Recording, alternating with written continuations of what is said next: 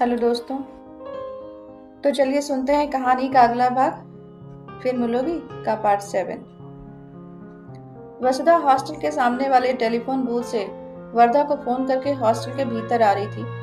तभी देखा पूनम नारियल अगरबत्ती और पूजा के सामान की पॉलिथीन के साथ रूम नंबर 312 वाली संध्या दीदी के साथ मंदिर निकल रही थी।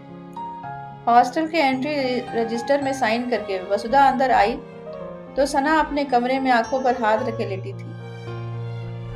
तो मंदिर नहीं गई पूनम लोगों के साथ? वसुधा ने पूछा।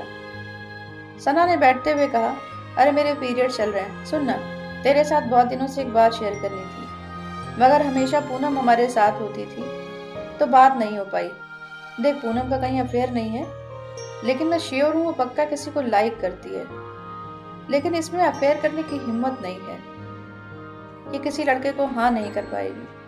इसकी मम्मी बहुत खूंखार है, लेकिन संध्या दीदी के साथ ये जो हमेशा मंदिर जाती है ना, भगवान से प्रार्थना करती होगी कि कुछ ऐसा चमत्कार हो जाए कि उस लड़के से इसकी बात बन जाए। मुझे तो लगता है उसी फेर में मंदिर जाती है इतना। वसुधा ने असहमति जताई। अरे यार, यदि पूनम किसी को लाइक करती तो तुझे जरूर बताती, तुम दोनों बचपन से साथ हो। सना ने समझाया, चाहे वो पूरे हॉस्टल को बता दे, मगर मुझे तो वो बिल्कुल नहीं बताएगी। मैं उसके शहर की हूँ। यदि मैंने गोंदिया में किसी फ्रेंड या पड़ोसी को बता दिया तो वहां बात फैल जाएगी। हमारे गोंदिया में कोई लड़की किसी लड़के को सिर्फ वन साइडेड लाइक करने से भी बदनाम हो जाती है। लड़के को केवल अंदाजा बस ये हो जाए कि लड़की उसको पसंद करने लगी है, तो वो दोस्तों को चौड़े में बताता फिरता है कि फला लड़की मुझे ताड़ती। सुन, तुझे बता रही हूँ उस दिन की बात। पूनम ने कॉपी के लास्ट पेज में हार्ट बनाकर कोई नाम लिखा था और फिर उसके ऊपर पेन चला चलाकर इतना गोद दिया था कि समझ ही ना आए कि उसने क्या लिखा है। उसको अचानक याद आया कि सना की आदत सबका लास्ट पेज पढ़ने की है, तो पन्ना फाड़ कर डस्टबिन में भी डाल दी। मुझे पता नहीं क्यों डाउट हुआ कि पेज क्यों फाड़ दी। वो बाहर गई तो मैंने डस्टबिन से उठाकर पढ़ लिया। पन्ना देखकर पूनम पर बहुत दया आई। हम दोनों को ही घर की कमाई बहुत ज्यादा नहीं है, मगर मेरे घर पर बच्चों के मजे पर भी पैसा जरूरी खर्च समझकर किया जाता है। सामने ठेले से चाट या आइसक्रीम जा रहा हो तो हमारे यहाँ मम्मी पापा महीने में एक बार खिलाते ही हैं। पूनम लोग बिहार के हैं, जहाँ दहेज के बिना लड़कियों की शादी नहीं होती। फ्यूचर की तैयारी के लिए इतनी कंजूसी, इतना मन मारकर जीने पर अंकल आंटी खुशमिजाज तो रहेंगे नहीं।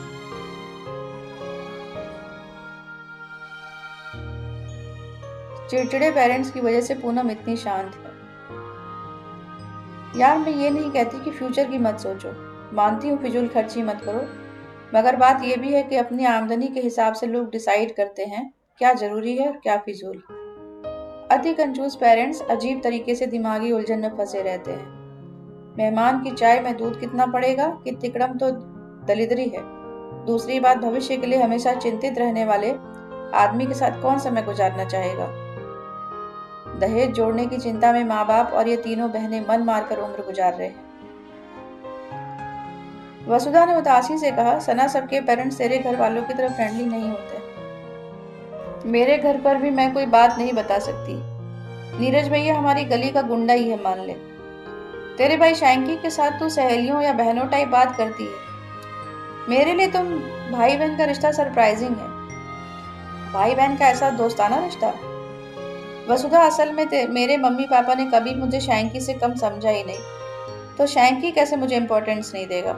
माँ बाप से हमें शक्ल, कद काठी, बीमारियां या प्रॉपर्टी ही नहीं मिलती, उनके डर, सनक, एंजाइटी भी मिलती है।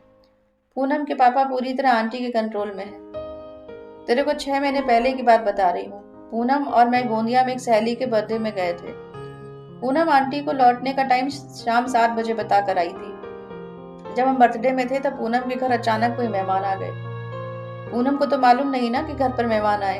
आंटी को था कि पूनम के आने के बाद वो उन मेहमानों के साथ मार्केट जाएंगी। यार, आंटी को एंजाइटी इशू है, धैर्य नाम की चीज नहीं। उनको लगने लगा कि पूनम शाम 7 बजे आएगी तो मैं मेहमानों के साथ मार्केट नहीं जा पाऊंगी। रात का खाना पूनम बनाएगी तभी वो जा पाएंगी। उनको खूब गुस्सा आने लगा। पूनम के छोटे भाई ने बाद में पूनम को बताया कि आंटी ने अंकल के आगे खूब बड़बड़ाया था। अंकल को भी गुस्सा आना शुरू हो गया। वो आंटी को खुश रखने किसी भी हद तक जा सकते। आंटी उसे मार्केट नहीं जा पाई। वसुधा को उत्सुकता हुई, फिर तुम लोग बर्थडे से कितने बजे लौटे? यार हम लोग 7 बजने के 5 मिनट पहले ही घर पहुंच गए। मतलब पूनम दिए टाइम से पहले ही घर के सामने खड़ी थी। मैं अपनी स्कूटी से पूनम को उसके घर छोड़ने गई तो छोटा भाई दौड़कर बाहर निकला और पूनम को बताया कि मम्मी बहुत गुस्सा है। पूनम डर के मारे मेरे को बाय कहे बिना अंदर भाग गई। पूनम के भीतर कदम रखते ही बिना 1 सेकंड गंवाए अंकल ने जोर का एक थप्पड़ लगा दिया। पूनम और अंकल को नहीं पता था कि मैं उस वक्त भी उनके घर के बाहर खड़ी थी। पूनम की कोई गलती ही नहीं थी। पेरेंट्स का मन हुआ, जड़ दिया कसकर थप्पड़ छोटे भाई बहनों के सामने। थप्पड़ गाल पर नहीं आत्मा पर पड़ने की उम्र है। बेवजह मार खाने के बाद भी आपको उसी घर में रहना है। क्या बच्चे की कोई रिस्पेक्ट नहीं होती? क्योंकि उसके पास आपको छोड़कर जाने का ऑप्शन नहीं है। ऐसे घर में बच्चे अपने मन की बात किसी से नहीं कह पाते। इनका नेचर ही दब्बू बन जाता है। हमारी पर्सनैलिटी बताती है कि हमारे घर का माहौल कैसा है। वसुधा विस्मय से बोली, यार ये तो बड़ा गजब है। हमारे यहाँ तेरे पेरेंट्स जैसा दोस्ताना रवैया तो नहीं है, लेकिन पूनम की मम्मी जैसी तानाशाही भी नहीं है। मेरे माँ बाप शांत लोग हैं। सना ने वसुधा के सर पर चिपके हुए तिनकों को हटाते हुए समझाया, ऐसा नहीं है कि पूनम के यहाँ रोज ही मारपीट होती रहती है। गोंदिया में पूनम को एक बहुत डिसेंट लड़का लाइक करता था। मजाल है पूनम ने उसको घास डाली होगी। वसुधा, मैंने एक बात नोटिस की है। सारी सक्सेसफुल औरतें, चाहे वो फिल्म, कॉर्पोरेट, आर्ट, फैशन, खेल, म्यूजिक से हों, सभी ने लव मैरिज की है। इसका मतलब ये नहीं कि लव मैरिज करने से सफल हो जाते हैं। इसका मतलब ये है कि इन लेडीज को यदि इनके घर में अपनी मर्जी की शादी का अधिकार था, तो इसका मतलब है कि बचपन से इन्हें पढ़ाई, करियर, जॉब जैसे फैसलों में खुद की मर्जी का अधिकार भी मिला था, जिससे ये अपने फील्ड का बड़ा नाम है। कितनी टैलेंटेड औरतें जो बहुत कुछ कर सकती थीं, गलत घर पैदा होने की वजह से मर्जी का जी नहीं पाई। उनके बारे में सोचकर वसुधा उदास हो गई। यार सना, हम पेरेंट्स को अपनी मर्जी से सिलेक्ट नहीं करते हैं। यदि किसी को बात सुनने में बुरी लगती है, मगर क्या वो हर इंसान जो पेरेंट बन गया है भगवान है? इसमें कोई खोट नहीं। वो कहेंगे खोट वाला आदमी भी अपनी संतान को प्रेम तो करता ही है। पेरेंट्स के प्रेम पर मुझे शक नहीं है, लेकिन प्रेम देने से ज्यादा जरूरी सम्मान देना है। जिन बच्चों को घर में अपमानित किया जाता है, वो आगे चलकर या तो बहुत क्रूर हो जाते हैं या पूनम की तरह बेहद दब्बू। सना ने दरवाजा खोलकर एक बार बाहर कॉरिडोर में झांका। यार डर लग रहा है कि कहीं पूनम मंदिर से आ तो नहीं गई और बाहर खड़ी हमारी बात सुन रही है। सुन, पता भी न्यूज़पेपर में पढ़ा, एक एकदम यंग बॉक्सर लड़की है, मैरी कॉम। उसके फादर ने कहा कि तू बॉक्सिंग छोड़ दे। ये कैसा खेल है, लड़कियों के मारपीट, दांत नाक उड़वाने वाला। उसके फादर ने कहा कि मेरे जान पहचान वाले और पड़ोसी मजाक बना रहे हैं कि मैं अपनी बेटी को पैसे के लिए मुक्के मरवाता हूँ। सोसाइटी में मेरी बेइज्जती हो रही है। उसके फादर ने बेटी के बॉक्सिंग ग्लव्स जलते चूल्हे में डाल दिए। मैरी कॉम ने उसी समय अपने माँ बाप को छोड़ दिया। वो जो मैरी कॉम है ना यार, इतने मेडल जीतकर नेशनल के लिए सिलेक्ट हुई। रिश्तेदार और पड़ोसी के हिसाब से बच्चों की शादी करना, समाज के हिसाब से उन्हें पालने का चलन अपने देश में ज्यादा है यार। जाने हमारे यहाँ के लोग कब मैच्योर होंगे। यदि बच्चों को दुनिया के हिसाब से चलाने का शौक है तो बच्चे पैदा मत करो। जाने कितनी मैरी कॉम होंगी जो ग्लव्स जलने के बाद उसी चूल्हे के सामने रोटियां बना रही होंगी। कमजोर मानसिकता वाले पेरेंट्स के दबाव में बच्चे इतने अकेले हो जाते हैं, कोई नहीं जान पाता। वसुधा सोचने लगी कि सना वही सब कह रही है जो मैं बचपन से सोचती आ रही हूँ, लेकिन मेरा स्वभाव ऐसा है या घर का दबाव ऐसा है कि माता पिता को गलत बताना या उनकी कमियों पर चर्चा करना भी बदतमीजी लगता है। माँ बाप के किसी फैसले के अलग फैसला लेने का मतलब बड़ों का अपमान। क्या माता पिता खुद एक एरर प्रूफ मशीन है जो कभी गलत हो ही नहीं सकते? उन्हें सिर्फ इसलिए हक है बेदर्दी से फैसले लेकर दिल दुखाने का, क्योंकि वे बच्चों को प्यार भी करते हैं। प्रेम का मतलब घर में रहने देना नहीं, बल्कि उसी घर में सांस लेने की जगह देना है।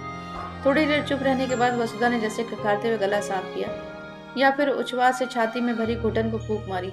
सना, किसी भी चीज को करने के बाद क्या मिला पूछने पर तो जो हमेशा कहती है ना, मजा मिला या अच्छा लगा। ये अच्छा फील करना एक इंसान की सबसे बड़ी जरूरत है। मन को इस अच्छा लगने के प्रोसेस में किसी और का जीवन प्रभावित ना हो, बस इतना ख्याल रहे। कौन सा लड़का मुझे अच्छा लगता है या मुझे क्या खेलना या पढ़ना अच्छा लगता है, इस पर सिर्फ मेरे राइट्स होने चाहिए। माँ बाप या लड़की का चुना लड़का गलत निकल जाए तब भी शादी में बने रहो का हंगामा। शादी बने रहना इतनी इंपॉर्टेंट चीज नहीं है कि उसके लिए अच्छा लगना जैसी जरूरी चीज ताक पर रख दी जाए। बेटी मायके वापस आ गई तो बिरादरी में नाक कट जाएगी। लड़की को छोड़ दिया लड़के ने। तेरे को मालूम है मेरी सगी बुआ ने अपनी पसंद से शादी की थी 20 साल पहले। मैं तो अपनी बुआ को आज तक देखा ही नहीं। रिश्तेदारों से सुनी हूँ कि फूफा जी बहुत अच्छे इंसान हैं। शादी करने के बाद बुआ को फिर कभी घर में घुसने को नहीं मिला, जबकि इकलौती लड़की थी। मेरे बाबा और मुन्ना चाचा 2 भाई और बुआ अकेली बहन। लोगों से सुनने मिलता है बाबा और चाचा की शादी हुई तो बुआ ने कहीं दूर से छिपकर सड़क पर जाती बारात देखी। जब दादाजी की डेथ हुई तब घर आई तो पापा और चाचा ने सबके आगे गेट से भगाया कि तूने जिस बाप की नाक कटाई उसको मरा मुंह देकर खुशी मनाने आई है। यार सना, तूने आज ये टॉपिक क्यों छेड़ा? शाम मनहूस हो गई साली। सना ने होंठ बिचकाए। हाँ सही बोल रही है। माँ बाप सोचते हैं कि यंग बच्चों को कोई प्रेशर नहीं होता। कुछ पेरेंट्स बच्चों से ज्यादा सगे तो पड़ोसियों और रिश्तेदारों के होते हैं। यार यदि आप बच्चे के इमोशन और इच्छाओं की इज्जत नहीं कर रहे हो तो वो भी आगे चलकर इमोशनलेस आदमी बनेगा। आज अगर पेरेंट्स अपने रिश्तेदारों की शर में बच्चों को मेंटली टॉर्चर करते हैं तो क्या भरोसा कल को बच्चे अपने माँ बाप के आगे शर्त रखें कि आप मेरी मर्जी मानो नहीं तो हमारा घर छोड़ दो, या ये कहें कि ऐसे नहीं रहो तो मैं आपसे रिश्ता नहीं रखूंगा। मैरी कॉम ने अपने पिता को छोड़ा क्योंकि उसके फादर ने उसके जीवन के सबसे बड़े सपने की इज्जत नहीं की। वसुधा ने जब किसी बच्चे को अपने माँ बाप से लॉजिकल बहस करते देखी तो लगता है कि माँ बाप ने बहुत अच्छी परवरिश की है। परवरिश का कर्जा उतारने और असहमति के बावजूद चुप रहना सही है क्या?